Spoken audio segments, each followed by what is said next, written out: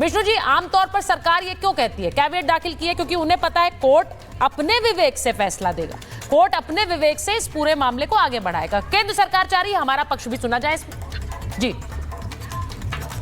एक supreme court की प्रक्रिया है, मैं बताना चाहता हूं, क्योंकि ये याचिकाएं दाखिल की गई हैं तो उसमें मांग की गई है ज्यादातर याचिकाओं में, जो मैंने अध्ययन किया है, कि इस कानून को तुरंत रोक दिया जाए, उसको अमल ना किया जाए, लागू ना किया जाए। हाँ। तो अगर कोई ऐसा इंटरिम ऑर्डर पास होता है तो उस स्थिति में केंद्र सरकार ने कहा है कि हमको भी सुना जाए और हमको सुनने के बाद ही कोई आदेश पारित किया जाए, एक्स पार्टी ऑर्डर ना पास किया जाए, तो उसे कैबिनेट की प्रक्रिया कहते हैं, जो केंद्र सरकार ने पूरी की है। अब सुचरिता जी, मैं दूसरी बात यहाँ पे कहना चाहता हूँ, आपको पता है ये सारा यहाँ पे जो माहौल बनाया जा रहा है, ये जो हिंसा की जा रही है, सारी चीजें इसलिए की जा रही हैं कि सुप्रीम कोर्ट में पिटीशन एंटरटेन हो सके। क्योंकि आपको पता है सुचरिता जी, लॉ क्या है, कानून ये है कि आप इन सारी याचिकाओं को हाई कोर्ट में भी फाइल कर सकते थे। अभी यहाँ पे मेरे बहुत वरिष्ठ और सीनियर हर्षवर्धन जी कह रहे थे, बहुत अच्छी बात उन्होंने कही, कि अलग अलग राज्यों में जो है मंदिर अधिग्रहण के कानून है, पिछले 13 साल से वो मामला सुप्रीम कोर्ट में लंबित था और अभी सुप्रीम कोर्ट ने 13 साल बाद कह दिया कि जाके उसको हाई कोर्ट में चैलेंज करिए, कि हाई कोर्ट भी इसको देख सकता है। तो ये सुप्रीम कोर्ट में डायरेक्ट आर्टिकल 32 में आए हैं, ये बात हाई कोर्ट में भी करी जा सकती थी, और इसीलिए पूरा माहौल बनाया जा रहा है सुचरिता जी। दूसरी बात और बताना चाहता हूँ, वक्फ एक्ट 1995 को लेकर 2018 और 2020 में हमने भी याचिकाएं डाली थी, तब सुप्रीम कोर्ट ने हमें कहा था गो टू हाई कोर्ट में चैलेंज करिए। 120 याचिकाएं सुचरिता जी इस समय देश के अलग अलग अदालतों में, हाई कोर्ट में पेंडिंग है, और पिछले 7 साल से उसके न्यायालयीन संघर्ष चल रहा है। तो अगर सुप्रीम कोर्ट में, इसलिए ये सारी बातें की जा रही है। अब एक बात और कहना चाहता हूँ, यहाँ पे जो हमारे भाई साहब हैं, उन्होंने बड़ी अच्छी बात कही, राशिद वली बेग की उन्होंने जजमेंट की बात की और बिल्कुल सही बात कही, और इसीलिए मैं बात कह रहा हूँ कि जब वक्फ का कानून नॉन मुस्लिम पे लागू हो रहा है, सबसे पहली बात तो एक गलत है कि वक्फ का कानून नॉन मुस्लिम पे लागू नहीं होना चाहिए, पर अगर लागू हो रहा है तो क्या फिर नॉन मुस्लिम को रिप्रेजेंटेशन नहीं मिलना चाहिए वो बोर्ड और वक्फ काउंसिल में? देखिए, सवाल उन्होंने बहुत सही बात कही, राशिद वली बेग का जजमेंट है, वो जजमेंट उन्होंने भी पढ़ा है, मैंने भी पढ़ा है, और मथुरा श्री कृष्ण जन्मभूमि के केस में जो वहां से सीनियर काउंसिल आर्ग्यू करते हैं, उन्होंने भी ये बात कोर्ट में कही कि राशिद वली बेग का जजमेंट है। अब सवाल ये, आपको पता है सुचरिता जी, पर्सन एग्रीव्ड शब्द था, इसको कांग्रेस गवर्नमेंट 2013 में लाई, उससे पहले पर्सन इंटरेस्टेड था, और पर्सन इंटरेस्टेड में सुप्रीम कोर्ट के 2 जजमेंट तो उसको पलट दिया गया। Board of Muslim Waqf versus Radhakrishnan और फातिमा बेगम के केस को पलट के 2013 में पर्सन एग्रीड शब्द यूज किया गया, और उसके बाद हमें मैंडेट किया गया कि अगर वक्फ के सर्वे में नॉन मुस्लिम की संपत्ति जाती है तो उसको वक्फ ट्राइब्यूनल में चैलेंज करना पड़ेगा। तो मैं यही बात कह रहा हूं, अगर मेरे को वक्फ ट्राइब्यूनल में चैलेंज करना पड़ेगा, एक नॉन मुस्लिम पे वो सर्वे का कानून लागू होगा, तो फिर नॉन मुस्लिम वक्फ बोर्ड और वक्फ काउंसिल में क्यों नहीं रहेगा? राशिद साहब, या तो आप ये 15 याचिकाएं सुप्रीम कोर्ट में, 15 याचिकाएं, 15 अप्रैल को कोर्ट सुनवाई की बात कर रहा है। आप क्योंकि मुस्लिम पर्सनल लॉ बोर्ड को भी रिप्रेजेंट करते हैं, इसलिए मैं आपसे पूछ रही हूँ, कोर्ट में, साउथ इंडिया, बिल्कुल, आप क्योंकि यहाँ याचिकाएं कोर्ट में है, तो ये मामला कोर्ट से बाहर आकर सड़कों पर आगजनी और हिंसा में क्यों तब्दील होगा? ये उग्रता मुझे मेरे देश में देखने को क्यों मिलेगी, जब यहाँ पर संवैधानिक तरीके हैं किसी भी मसले को हल करने के लिए?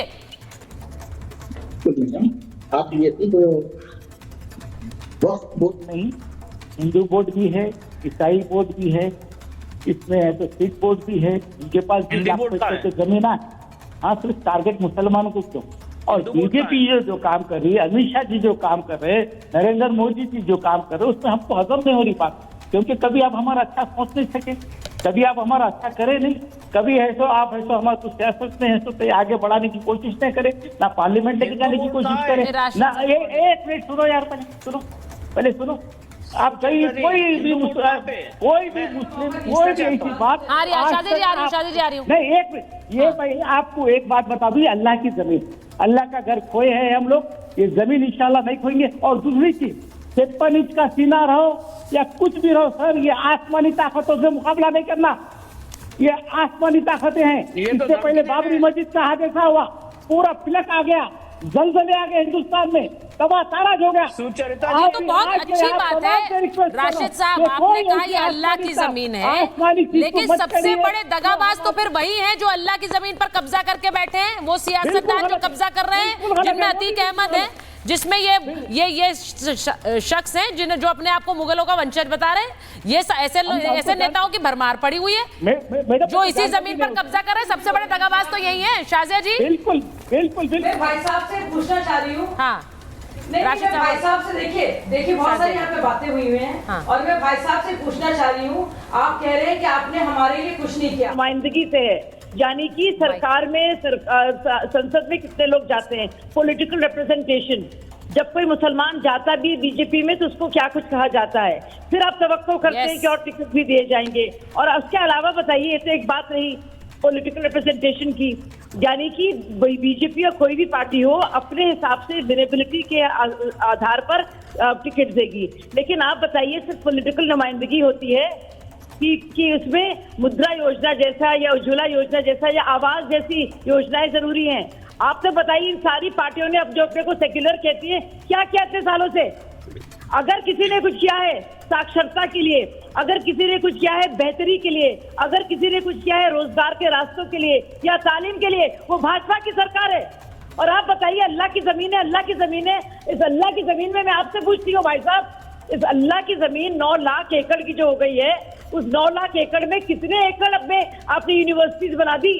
एक कोई शानदार यूनिवर्सिटी बताइए, 10 अस्पतालों का नाम बताइए, 5 स्कूलों का नाम बताइए, 4 मेडिकल हटा के नाम नहीं। और देखिए के लिए ये तस्वीरें मणिपुर से आ रही हैं। आप बता सकते हैं? ये तस्वीरें मणिपुर से आ रही है। मैं अपने दर्शकों को एक और चीज बताऊं, आज की जो खबर आई कि कैसे एक रिटायर्ड कर्नल एक टैक्सी में बैठे हुए थे वारिस साहब, वो वक्फ पर किसी से बात कर रहे थे, ड्राइवर साहब ने सुन लिया और उन्होंने कहा कि ये वक्फ के खिलाफ है, गाड़ी वहीं उतारने की बात कह दी। कहते नहीं जाऊंगा लखनऊ, कानपुर से लखनऊ जा रहे थे, कहा नहीं जाऊंगा, गाड़ी में से उतरने के लिए कहा, मारपीट भी हुई। अब ये मामले सर देखिए, ये बहुत डेंजरस, मैं बार बार कह रही हूं, क्योंकि वो व्यक्ति रिटायर्ड कर्नल फोन पर वक्फ पर बात कर रहे थे, ड्राइवर को पसंद नहीं आया, ड्राइवर ने कहा ये वक्फ के खिलाफ है, मैं गाड़ी में नहीं लेके जाऊंगा। ये छोटे इंसिडेंट है वारिस साहब, ये बहुत बड़ा एक नमूना भी है कि बड़ा क्या हो सकता है। मैं आपकी बात का जवाब देता हूं सुचिता जी। एक दो बात आपके सामने रखना चाहूंगा। पहले मेरे दोस्त विष्णु जैन ने कहा कि सुप्रीम कोर्ट के अंदर डायरेक्टली चले गए, तो आर्टिकल 32 ऑफ द कॉन्स्टिट्यूशन इसकी इजाजत देता है कि अगर आप एग्री हो, आपका फंडामेंटल राइट छीने जा रहे हैं तो आप सुप्रीम कोर्ट में जा सकते हैं। देश के एक बहुत बड़े वरिष्ठ पत्रकार भी डायरेक्ट लोअर कोर्ट के ऑर्डर को सुप्रीम कोर्ट में चैलेंज किए थे, उनको वहां से रिलीफ मिला था रात के वक्त। सबको पता है ये वाली बात, मुझे बोलने की जरूरत नहीं है। अब बात नंबर 2, सुचिता जी देखिए, कानून में प्रावधान जो है उसका तो पूरा पालन किया जा रहा है। जो 14 लोगों ने याचिका दायर की है तो कानून के दायरे में रहकर दायर की है सुप्रीम कोर्ट के अंदर याचिका,